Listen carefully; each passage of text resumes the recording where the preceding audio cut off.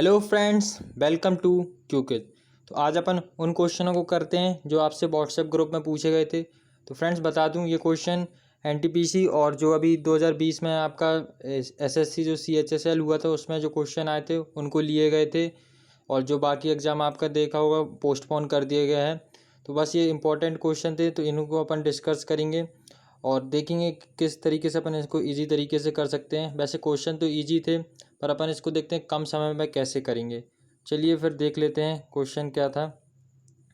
तो पहला क्वेश्चन ये था, जो 3780 है उसके कुल कितने विषम गुणनखंड हैं।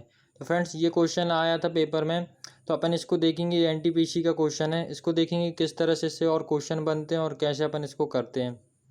ठीक है फ्रेंड्स, थोड़ा सा अपन स्पेस बना लेते हैं। तो 370 के गुणनखंड आपने पहले इसका एलसीएम निकालना सीखा हुआ, अपन पहले बेसिक से देख लेते हैं। 3780 का आपने एलसीएम निकाला हुआ। यदि आपको जल्दी से जल्दी करना है तो आप जैसे कोई सी भी बड़ी संख्या है जो पर प्राइम नंबर होनी चाहिए, जैसे अपन ले लेते हैं 5 से पहले डिवाइड कर लेते हैं, दिख रहा है डायरेक्ट 5 से हो जाएगा। तो ये आएगा 7 और यहाँ पर हो जाएगा 5 और ये 6।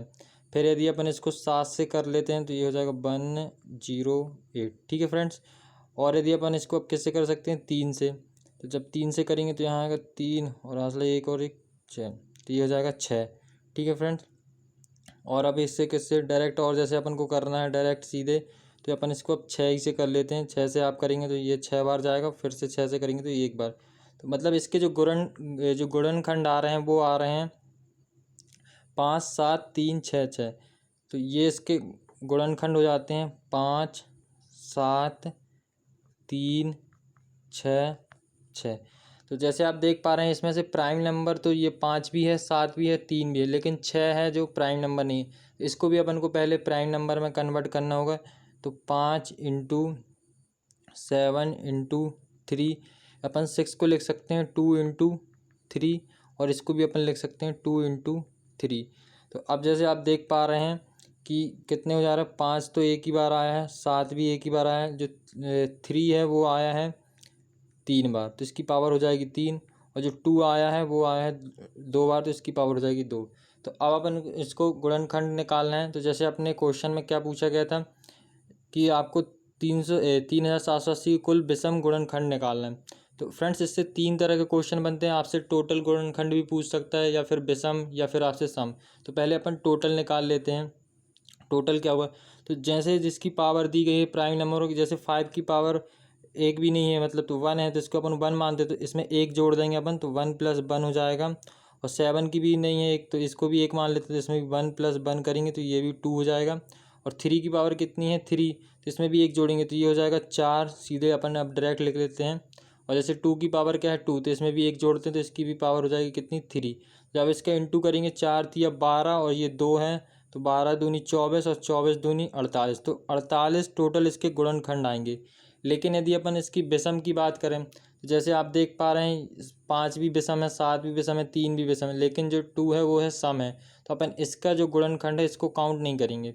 तो अब जैसे देख लेते हैं विषम के लिए, जैसे ऑड के लिए क्या गुणनखंड आएंगे। तो अपन इसका 3 है, तो 3 के साथ एक जोड़ना है तो 4 हो जाएगा। और ये इसकी 1 है तो 1 के साथ 2, मतलब ये भी 2 ये भी 2, 4 4 दूनी 8। तो इसके जो ऑड आएंगे वो आ जाएंगे टोटल 16। तो 16 जो ऑड संख्या है वो आएंगी गुणनखंड। तो जैसे अपन ने देखा अपने जो क्वेश्चन में पूछा गया था कि टोटल आपको बताना था विषम गुणनखंड यानी ऑड फैक्टर, तो अपना आंसर जो होगा वो है ऑप्शन नंबर जो बी हो जाता है, वो राइट आंसर हो जाएगा। लेकिन अब और क्वेश्चन क्या बनता है, जैसे आपसे सम पूछ लिया जाए, तो आपको टोटल भी पता चल गया है 48 है, और ऑड भी पता चल गया, तो आप इससे क्या है माइनस कर देंगे 48 में से 16। तो ये जो आंसर आएगा 32, ये है इवन फैक्टर हो जाएंगे टोटल। ठीक है फ्रेंड्स। तो इससे आप 3 तरह के क्वेश्चन सीख पाए कि टोटल फैक्टर कैसे निकाला जाता है, ऑड फैक्टर कैसे निकाला जाता है, और इवन फैक्टर कैसे निकाला जाता है। ठीक है फ्रेंड्स, आई होप आप समझ गए होंगे। चलिए अब आप बढ़ते हैं अपन नेक्स्ट क्वेश्चन की ओर। तो ये है फ्रेंड्स नेक्स्ट क्वेश्चन। महेश ने अपनी पूंजी का 1/5 भाग 5% की दर से, 1/6 भाग 8% की दर से तथा शेष भाग को 10% की दर से जमा किया। तो उसकी वार्षिक आय पर जो ब्याज मिला वो 156 रुपये है। तो उसकी अपन को पूंजी बताना है, उसकी पूंजी कितनी है। ठीक है फ्रेंड, थोड़ा क्वेश्चन को अपन शॉर्ट कर लेते हैं ताकि अपन के पास अच्छा स्पेस हो जाए और अपन सवाल को कर सकें तरीके से। तो अपन है 1/5 और 1/6, जब अपन इसका एलसीएम लेंगे 1/5 और 1/6 का, तो इसका एलसीएम आता है 30। आप इसमें 30 मान सकते हैं, 60 मान सकते हैं, जो 30 के गुणनखंड है। 30 हो गया, 60, 90। तो अपन कुछ ऐसी संख्या माने जिसमें अपन को पॉइंट से खेलना ना पड़े, ताकि आप कैलकुलेशन आसानी से कर सकें। तो अपन सीधे इसको मान लेते हैं डायरेक्ट 300। तो अपन इसको 300 मान लेते हैं कि उसके पास 300 रुपये थे। तो जो इसका 1/5 भाग है, यानी 1/5 भाग इसका कितना होगा, 60 रुपये। और जो 1/6 भाग है इसका कितना हो जाएगा, 50 रुपये। और जो बाकी बचा कितना, 60 और 50 कितना है, 110। और बचा आपके पास 190 रुपये। तो 190 रुपये ये बच गया है। ठीक है, अब इसमें क्या बोला है कि 5% की दर से देता है जो 1/5 भाग है, मतलब 60 रुपये में आपको 5% की दर से ब्याज लग रहा है। तो 60 का जब 5% निकालेंगे तो कितना आ जाएगा वो, तो आप देखेंगे 3 आएगा। ठीक है फ्रेंड्स। और यदि जैसे अपन अब 50 का जो 8% है वो कितना हो जाएगा, 4।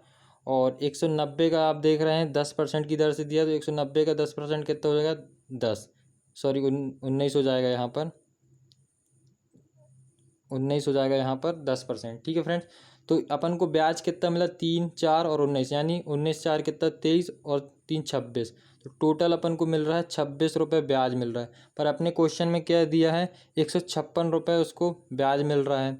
ठीक है फ्रेंड्स, 156 रुपये उसको ब्याज मिल रहा है। और ये कितना गुना है इससे, 6 गुने पर है इसके। ठीक है, तो जो अपन ने माना था पैसे उसको भी अपन अब से 6 गुना कर देंगे। तो अपन ने 300 रुपये माना था, जब इसका अपन 6 गुना करेंगे ये टोटल हो जाएगा अपना 1800 रुपये। यानी अपना जो राइट आंसर होगा वो है ऑप्शन नंबर ए, इसका करेक्ट आंसर हो जाएगा। ठीक है फ्रेंड्स, तो आप समझ गए होंगे क्वेश्चन। चलिए अब बढ़ते हैं अपन नेक्स्ट क्वेश्चन की ओर। तो ये है नेक्स्ट क्वेश्चन, जो त्रिभुज ABC के कोण B और कोण C के आंतरिक द्विभाजक यानी जो बाइसेक्टर हैं O पर प्रतिच्छेद करते हैं। तो इसका जो कोण A दिया गया है वो 80 डिग्री दिया गया है। तो अपन को कोण BOC का माप बताना है। ठीक है फ्रेंड्स, तो इससे जो जितने टाइप के क्वेश्चन बनते हैं अपन उनको भी डिस्कस करते हैं। ठीक है फ्रेंड्स, तो देख लेते हैं। चलिए, तो ये दिया गया है एक त्रिभुज, बना देते हैं।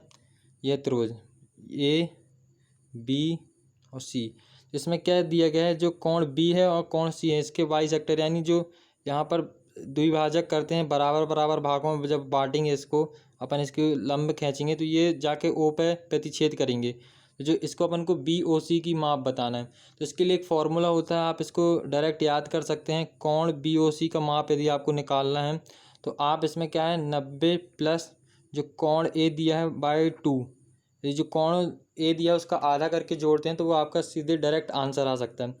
ठीक है फ्रेंड्स, तो अपन जैसे जो दिया क्या है, कोण अपन के पास जो वैल्यू दी गई कोण A की वैल्यू कितनी, 80 अंश दी गई है। ठीक है, तो 90 में जब अपन जोड़ते हैं इसको, 80 यहाँ पर वैल्यू रखेंगे तो ये जब 2 से डिवाइड करेंगे तो ये आ जाएगा 40। तो 90 प्लस 40 कितना हो जाएगा, 130। तो अपना जो करेक्ट आंसर होगा वो हो जाएगा option number C, correct answer होगा 130। ठीक है फ्रेंड्स, जैसे देख पा रहे हैं। अब इससे एक और क्वेश्चन क्या बनता है कि जब ये जो अभी आपने देखा ये कौन है जो बाइसेक्टर कर रहे हैं वो आंतरिक कर रहे हैं, मतलब इंटीरियर। यदि ये एक्सटीरियर करें, बाहर साइड करते हैं, जैसे अपन अब इसको आगे बढ़ाएंगे, ये इस तरह से आगे बढ़ाते हैं, ये ऐसे, तो यहाँ पर जब आप इनको बाइसेक्ट कराते हैं यहाँ पर, तो ये बाहर पर कोण बन रहा है। तब अपन को क्या करना रहता है, तब उसके लिए भी एक फॉर्मूला है, वो भी आप याद रख सकते हैं। तब आपको क्या करना है, 90 माइनस कोण A/2 करना है, मतलब जो दिया रहेगा कोण A उसका आधा करके आपको 90 से माइनस करना है। और यदि इसी तरह आपको ये BOC की वैल्यू तो दे दी जाए और कोण A की पूछी जाए तो आप इसको भी इसी में वैल्यू में रख सकते हैं। यहाँ पर जब आप BOC का वैल्यू रखेंगे और ये 90 को आप इस साइड लाएंगे तो माइनस हो जाएगा, और जो बचेगा आप उसको डबल कर दीजिएगा तो कोण A की वैल्यू निकल जाएगी। तो आप इस तरह से आप इस क्वेश्चन को भी कर सकते हैं। तो अपन ने इस क्वेश्चन से 3 तरह के क्वेश्चन सीखे। ठीक है फ्रेंड्स, चलिए अब बढ़ते हैं अपन नेक्स्ट क्वेश्चन की ओर।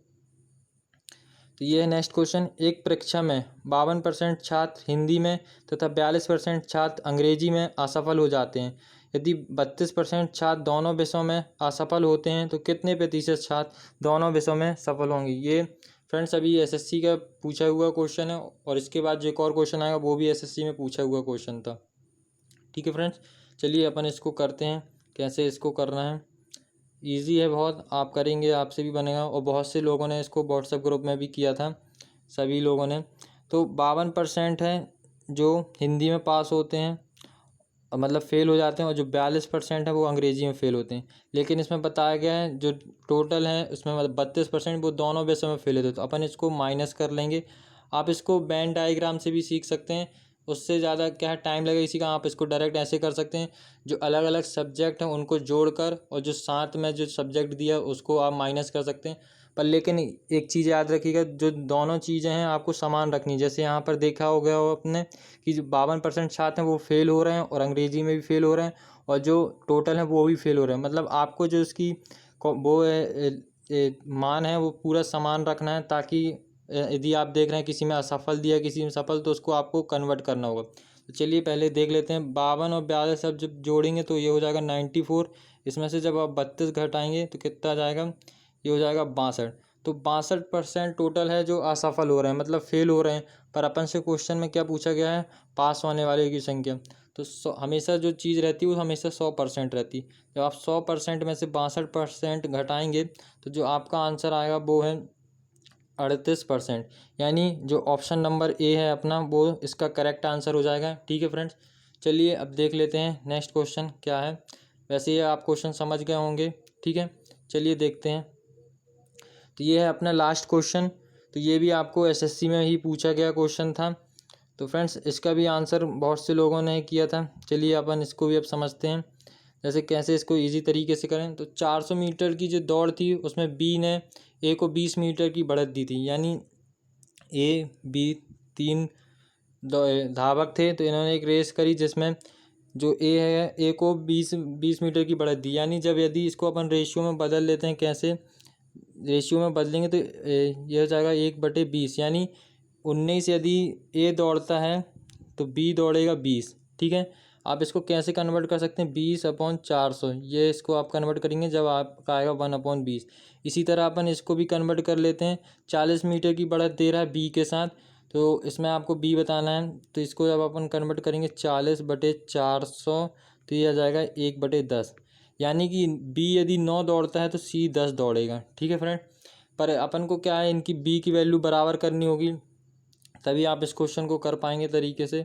तो अपन जब इसको बराबर करते हैं तो यदि देखेंगे तो ये जब इसको बराबर करेंगे तो 171 अनुपात, ये इसको इससे तो कोई मतलब नहीं, क्योंकि अपने क्वेश्चन में पूछा गया है ए और जो सी के बीच में अपन को संबंध बताना। तो टोटल अपन इन्हीं का देख लेते।